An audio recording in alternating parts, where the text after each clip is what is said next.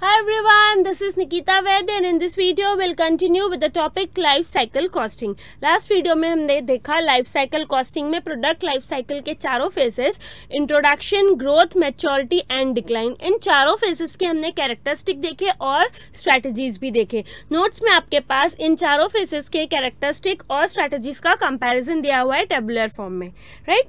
इस वीडियो में हम क्या देखेंगे, लाइफ साइकिल कॉस्टिंग के characteristics, benefits and uses. Ma'am characteristic तो देख लिए, वो हमने प्रोडक्ट लाइफ साइकिल के हर एक फेज की कैरेक्टरिस्टिक देखी थी कि इंट्रोडक्शन फेज की क्या कैरेक्टरिस्टिक है, ग्रोथ फेज की, मैच्योरिटी फेज की, डिक्लाइन फेज की, लेकिन हमने लाइफ साइकिल कॉस्टिंग की कैरेक्टरिस्टिक नहीं देखी है. तो वो देखेंगे, बेनिफिट्स देखेंगे और यूजेस देखेंगे लाइफ साइकिल कॉस्टिंग के, राइट.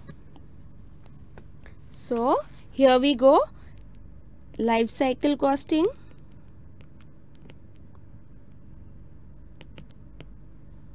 कैरेक्टरिस्टिक्स.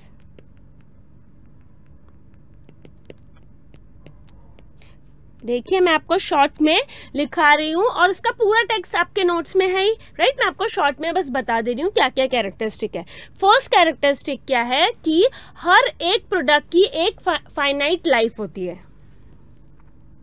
फाइनाइट लाइफ, हर एक प्रोडक्ट की एक फाइनाइट लाइफ होती है. हर एक प्रोडक्ट चारों फेज के थ्रू जाता है, introduction, growth, maturity and decline.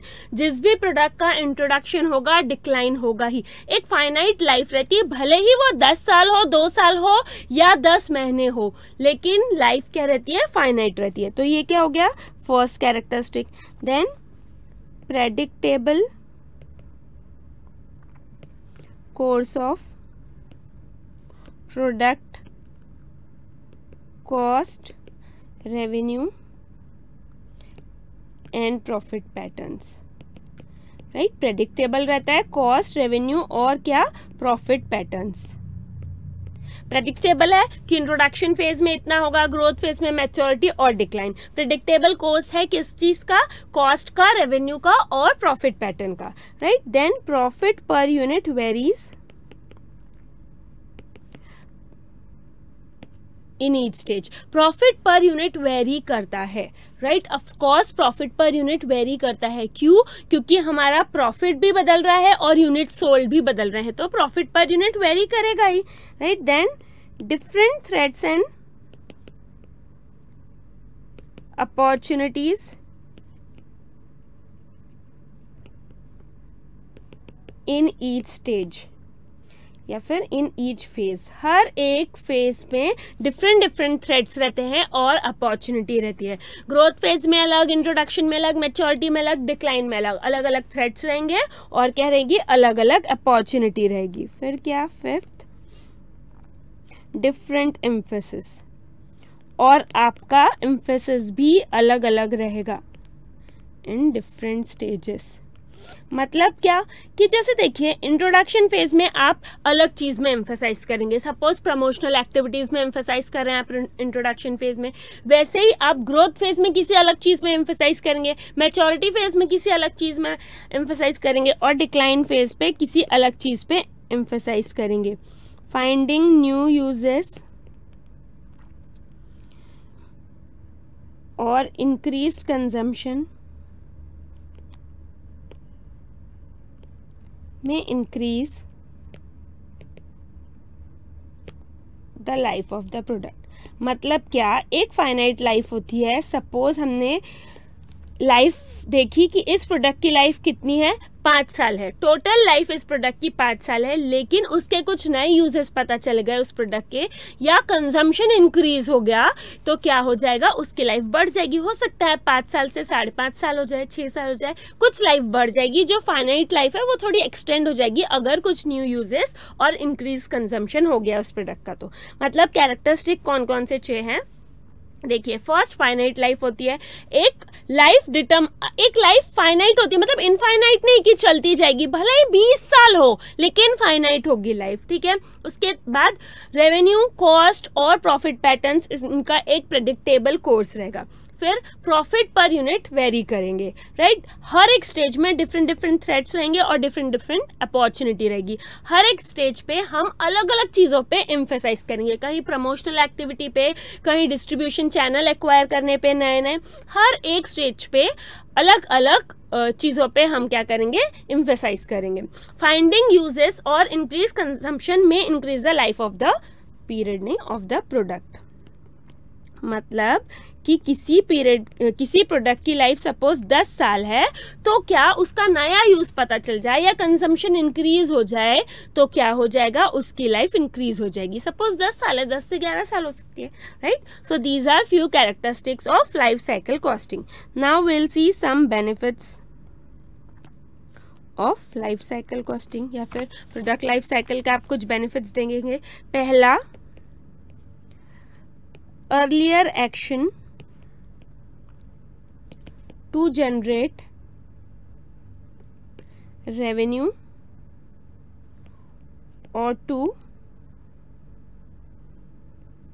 lower cost and to, मतलब क्या, हमको पता है एक प्रेडिक्टेबल पैटर्न है रेवेन्यू का और कॉस्ट का, तो हमको पता चल गया रेवेन्यू इतना है, कॉस्ट इतना है, तो हमको पहले ही एक्शन ले लेंगे हम टू जनरेट रेवेन्यू और टू लोअर कॉस्ट। हमको पता चल गया इतना रेवेन्यू इतना कॉस्ट है, तो रेवेन्यू इंक्रीज करने के लिए और कॉस्ट कम करने के लिए हम पहले ही एक्शन ले लेंगे, क्योंकि हमको पहले ही दोनों चीजें पता है। तो इसका ये बेनिफिट हो गया। फिर बेटर डिसीजन मेकिंग। क्यों better decision making?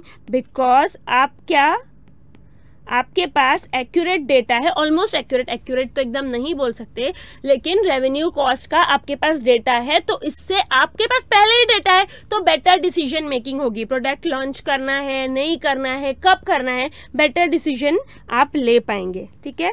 Long term rewarding, इसका बेनिफिट ये है कि ये लॉन्ग टर्म रिवॉर्ड देता है rather than short term.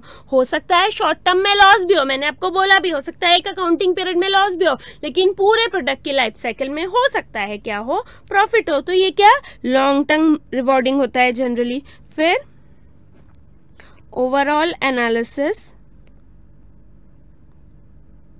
Of cost over whole life of the product may inform where the cost effectiveness can be improved, right. आप क्या overall analysis करते हैं कॉस्ट का पूरे लाइफ में, प्रोडक्ट की होल लाइफ में कॉस्ट का पूरा एनालिसिस करते हैं, तो इससे आपको पता चलता है कॉस्ट इफेक्टिवनेस कहाँ इम्प्रूव हो सकती है, राइट। उसके बाद it traces research and development cost over the whole life and thus its magnitude can be reported and it can be compared with the cost। मतलब आप देखिए with the revenue, sorry, वो क्या करता है, रिसर्च एंड डेवलपमेंट कॉस्ट को trace करता है। पूरी लाइफ में कितना रिसर्च एंड डेवलपमेंट कॉस्ट लगा वो ट्रेस किया, उसका मैग्नीट्यूड पता चलता है कि ठीक है इतना रिसर्च एंड डेवलपमेंट किया तो उसका मैग्नीट्यूड क्या है, और फिर उसको क्या कर सकते हैं, हम रेवेन्यू से कंपेयर कर सकते हैं। तो इसके कुछ बेनिफिट्स क्या क्या होंगे, एक बार हम फिर रिवाइज करते हैं। पहला बेनिफिट इसका है कि earlier action to generate revenue and to lower cost. Earlier action क्यों? क्योंकि हमको पहले से रेवेन्यू और कॉस्ट पता है, तो हम पहले ही एक्शन ले सकते हैं रेवेन्यू इंक्रीज करने और कॉस्ट कम करने। बेटर डिसीजन मेकिंग, पहले से रेवेन्यू और कॉस्ट सारे पता है, तो हम डिसीजन सही ले सकते हैं, क्योंकि हमको पता है कितना रेवेन्यू अर्न करेंगे, कितनी कॉस्ट लगेगी, कौन सी स्टेज पे, तो कब लॉन्च करना है नहीं करना है, बाद में करना है, वो प्रोडक्ट के सारे डिसीजन हम बेटर ले पाएंगे। लॉन्ग टर्म रिवॉर्डिंग होता है इसमें rather than short term rewarding, right. Then number 4 is overall analysis होता है कॉस्ट का। पूरे लाइफ साइकिल में ओवरऑल एनालिसिस होता है कि पूरे प्रोडक्ट की लाइफ में कहाँ कितना कॉस्ट लगा, तो कहाँ पे कॉस्ट इफेक्टिवनेस इंप्रूव कर सकते हैं वो भी हम इससे पता लगा सकते हैं। फिर पांचवा क्या कि रिसर्च एंड डेवलपमेंट कॉस्ट को ट्रेस कर सकते हैं हम पूरी लाइफ में, उसका मैग्नीट्यूड पता चलेगा और उसको हम रेवेन्यू से कंपेयर कर सकते हैं कि ठीक है इतनी रिसर्च एंड डेवलपमेंट की तो रेवेन्यू से उसको कंपेयर करके पता चलेगा कि उसका कुछ फायदा भी है या नहीं। तो ये कुछ बेनिफिट्स हुए। फिर uses of product life cycle. First is planning. It characterizes marketing challenges and look for alternative strategies, that is application of kaizen costing. ठीक है, प्रोडक्ट लाइफ साइकिल में के यूजेस क्या है। पहला तो प्लानिंग में कैसे यूज होता है, वो मार्केटिंग चैलेंजेस को कैरेक्टराइज करता है। वो पहले ही देख लेता है कि ये मार्केटिंग चैलेंजेस है and look for alternative strategies. वो ऑल्टरनेटिव स्ट्रेटेजीज को ढूंढता रहता है। That is application of kaizen costing. Kaizen costing क्या होता है कि जब प्रोडक्शन फ्लोर पे प्रोडक्ट हो तो ग्रेजुअली कॉस्ट का रिड्यूस करना, वो क्या होता है काइजन कॉस्टिंग। तो पहले ही प्लान कर लेता है कि ठीक है ये मार्केटिंग चैलेंजेस है तो इसके लिए मेरी ऑल्टरनेट स्ट्रेटेजी क्या हो सकती है। ये स्ट्रेटेजी है लेकिन मेरी ऑल्टरनेट स्ट्रेटेजी क्या हो सकती है। ऑल्टरनेट स्ट्रेटेजी कैसे अचीव होगी, थ्रू काइजन कॉस्टिंग। क्योंकि ये मार्केटिंग चैलेंज है, मेरा कॉस्ट कम होना चाहिए, कैसे होगा काइजन कॉस्टिंग। ठीक है, तो प्लानिंग फर्स्ट। सेकेंड कंट्रोलिंग, मतलब क्या, इट कंपेयर्स प्रोडक्ट परफॉर्मेंस। ये क्या करता है, प्रोडक्ट परफॉर्मेंस कंपेयर करता है दूसरे प्रोडक्ट जो पास्ट में दूसरे प्रोडक्ट थे उससे या फिर दूसरे कंपनी के प्रोडक्ट से। तो इससे क्या होगा कि कंट्रोल होगी कॉस्ट। कैसे कंट्रोल होगी, ऑफ कोर्स आप कंपैरिजन कर रहे हैं ना, राइट। अपने प्रोडक्ट लाइफ साइकिल की कंपैरिजन पास्ट के प्रोडक्ट लाइफ साइकिल या फिर अपने प्रोडक्ट लाइफ साइकिल की कंपैरिजन किससे कर रहे हैं आप, दूसरे प्रोडक्ट से। तो इससे क्या होगा, कॉस्ट कंट्रोल कर पाएंगे, आपको पता चलेगा जहां जहां ज्यादा कॉस्ट लग रही है। फिर forecasting, it is less useful. क्यों लेस यूजफुल है, ये यूज तो है लेकिन लेस यूजफुल है because sales history exhibit diverse patterns and stages vary in duration.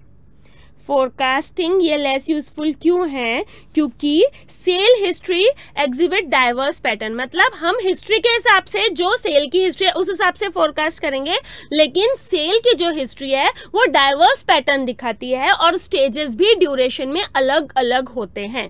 जरूरी नहीं है पहले जो जितना ड्यूरेशन था स्टेजेस का उतना ही रहेगा, इसीलिए ये लेस यूजफुल है। तो 3 यूजेस क्या हुए, प्लानिंग। पहला तो लाइफ साइकिल कॉस्टिंग, हमको रेवेन्यू पता चल गया, कॉस्ट पता चल गया अपनी पूरे प्रोडक्ट के, तो इससे प्लान कर सकते हैं कि ओके ये मार्केट चैलेंजेस आने वाले हैं तो ये हमारी ऑल्टरनेट स्ट्रेटेजी हो सकती है। ऑल्टरनेट स्ट्रेटेजी पे हम कैसे जाएंगे, काइजन कॉस्टिंग के through, right. Because kaizen costing is actual and real reduction in cost. कब, जब वो प्रोडक्ट प्रोडक्शन फ्लोर पे हो, राइट। तो प्लानिंग के लिए काम आता है। कंट्रोलिंग के लिए कैसे काम आता है कि आप कंपेयर कर सकते हैं अपना प्रोडक्ट पास्ट प्रोडक्ट से या फिर दूसरे कंपनी के प्रोडक्ट से। फिर फोरकास्टिंग, ये लेस यूजफुल टूल है, लेस यूजफुल टूल है। क्यों ये फोरकास्टिंग लेस यूजफुल क्यों है, क्योंकि आप फोरकास्ट करेंगे हिस्ट्री के हिसाब से, लेकिन sale history exhibit diverse pattern, बहुत ही डाइवर्स पैटर्न होता है सेल हिस्ट्री का।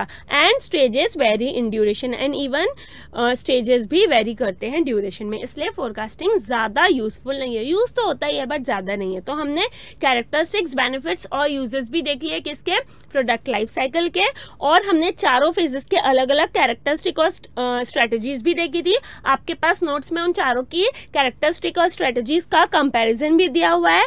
This was all about life cycle costing. इसमें कोई भी डाउट हो please feel free to ask. Bye bye.